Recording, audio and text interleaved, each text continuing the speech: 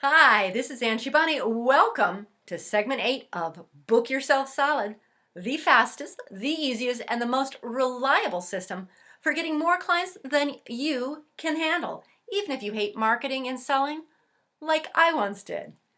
Today we're going to discuss the keep in touch strategy. If you remember what we discussed last time, all of your sales offers should be proportionate to the amount of trust that you've earned. And trust is earned over time. It's not like instant pudding. Because of this, a systematized keep in touch strategy, which allows us to build trust and credibility, it's essential for the sales cycle to work effectively. Now, there are two kinds of keeping in touch. First, you want to keep in touch with individuals. This means following up with potential clients and colleagues and others on a personal one-to-one level, which we'll talk more about in a bit. Second, you want to keep in touch with your list. What's a list, you ask? These are your followers and subscribers.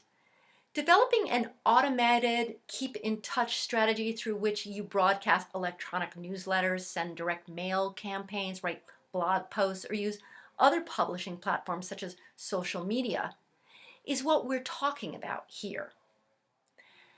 How do you create a solid keep in touch strategy? Glad you asked. It's time to get friendly with technology because you're going to need to put some systems in place.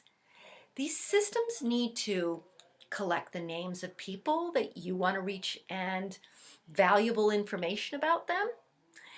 You want to connect with them and keep track of your interactions using tools that help automate your efforts. In order to do this, you need more than just an address book, that old contact management system that many service professionals still use. Put the address book down. You don't just want to collect names and contact information. Your system should allow you to include relevant information so that you can keep in touch in a way that's personal and meaningful. So be sure that whatever system you choose will allow you to segment your people into groups, add tags or keywords for each person indicating their profession, their interests, their likes or dislikes. You want to be able to include notes about each person, such as where or how you met and when. In other words, you need a CRM, a customer relationship management system, like Infusionsoft. And yes, Infusionsoft costs real money. The convenience, though, is worth it, and you have to mean business to invest in it. After choosing your CRM database program, like Infusionsoft, you have to develop a plan to actually use it. You've invested way too much time and money and effort not to do this. You must collect your contacts information using the CRM system and then continue to connect with those contacts, building trust over time. And here's the secret. Shh. The size of your database, but more importantly, the quality of the relationships you have with the people in your database is directly proportional to the financial health of your business. Now, before you scurry out the door to collect names and contact information for your database, we need to go over some prerequisites for communicating to your list. So listen up, because this stuff's actually really important. You must make meaningful connections with each of these people, and they must give you permission to be on your list. A word about permission marketing. When you've met someone and exchanged contact information, you have permission to communicate with him or her and to start or continue a dialogue that's valuable to both of you one-on-one. But this does not mean you have permission to add that person to your mailing list so you can send them your newsletter or whatever broadcast messages you want to send them. Believe me, I have made this mistake ugly.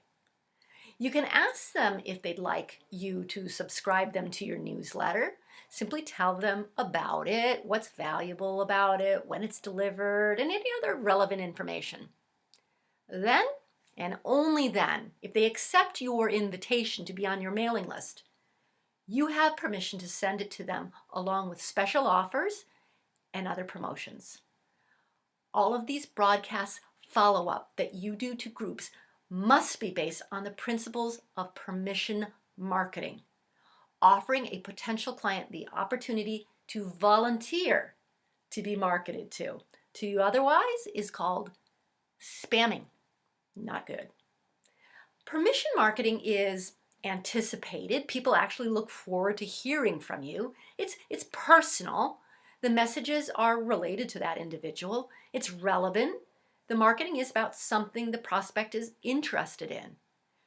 We want to share relevant, interesting, current, and valuable content, not chip dip recipes, unless that's what your business is all about.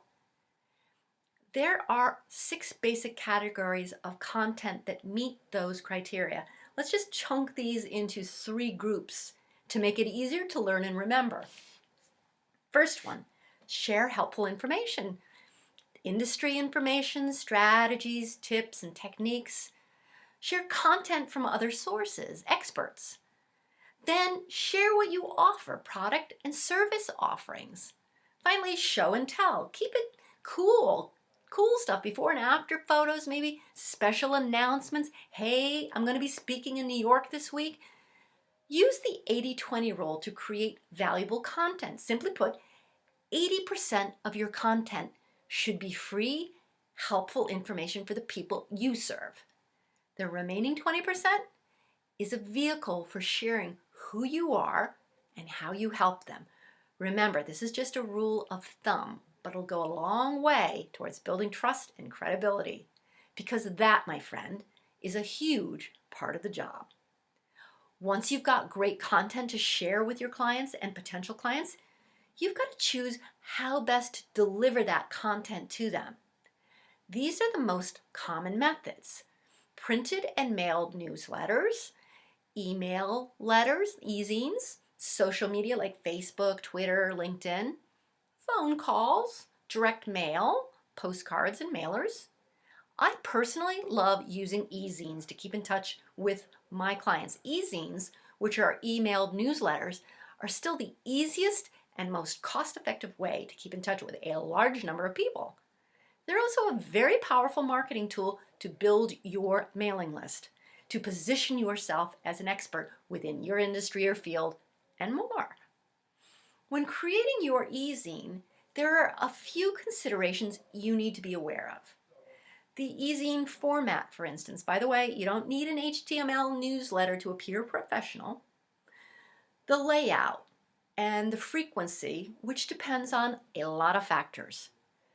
You want to book yourself solid? Well, keep in touch or bust, babe. The book yourself solid, keep in touch strategy is the key to ensuring that your marketing efforts are effective and successful. Coming up in Module 4, we'll be talking about ways to collect more names for your database so you can connect with the people you are meant to serve. Remember, keeping in touch with your potential clients is critical to developing trust and credibility. It will keep you foremost in the minds of your potential clients when they need you, your services, or the products and programs you offer. Your business depends on it. Well, that's all for today. I'm Ann Shibani. Join me for our next segment, the Information Products Strategy. We'll see you then.